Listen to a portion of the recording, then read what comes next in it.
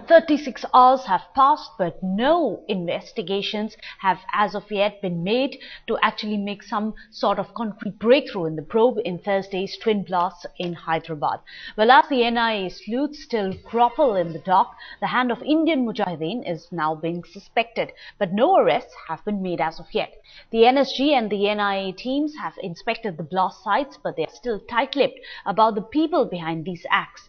But Headlines today has learned that the plot behind the Hyderabad blast was hatched by the IM operatives under the direct charge of IM India chief Yasin Bhatkal and overall guidance of the IM founder Riaz Bhatkal, based in Pakistan.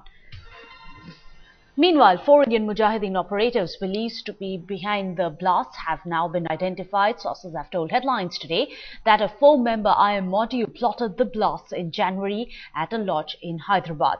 But on the other hand, the NIA team continues to conduct searches and raids in many states as part of its probe.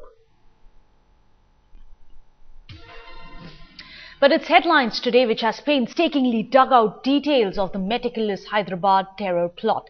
The mastermind, the key conspirators, the execution to the minutest of details. Here's how IM worked to bleed Hyderabad. The Hyderabad attack was planned and executed with surgical precision. Headlines today has information that it was a 3-member cell which was activated inside Hyderabad that may have actually been responsible for the entire attack. What you see on your screen right now is the entire matrix of the Indian Mujahideen, including the 3 names that you've heard first here on Headlines today. Tabriz, Manzar and Waqas, the 3-member sleeper cell that was reactivated by this man, Yasin Bhatkal, the India chief of the Indian Mujahideen, under instructions from Riaz Bhatkal. He's the Indian Mujahideen founder and he is currently based in Pakistan. Here's how everything actually played out once instructions began to flow between these people. Riaz Bhatkal handed down instructions to Yasin Bhatkal, as a result of which this man activated a cell in Hyderabad consisting of Tabriz, Manzar, Waqas and at least a few others. But these are the names that we have right now. Now the Indian Mujahideen founder Riaz Bhatkal is the man who was sitting in Pakistan and masterminding all these blasts. He was passing on orders to Yasin Bhatkal, who's the Indian Mujahideen chief based in India. Now Yasin Bhatkal, under those instructions, reactivated that cell in Hyderabad, which consisted of those 3 people. At least those 3 people who we've just named were part of this cell that was just activated.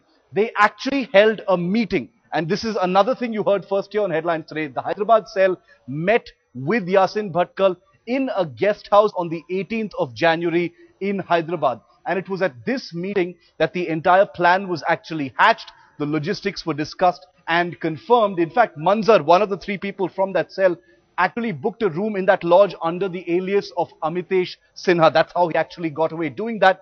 Once the cell was activated, they went back to the tried and tested ways used by the Indian Mujahideen for a whole series of blasts. And that's when they actually went ahead and carried out the 21st February attack in Hyderabad. And remember, one of the new pieces of information that we do know about what happened was CCTV cameras were not really functional, as a result of which the investigations will have to do completely without video footage of that incident. Was that deliberate? Was that an accident?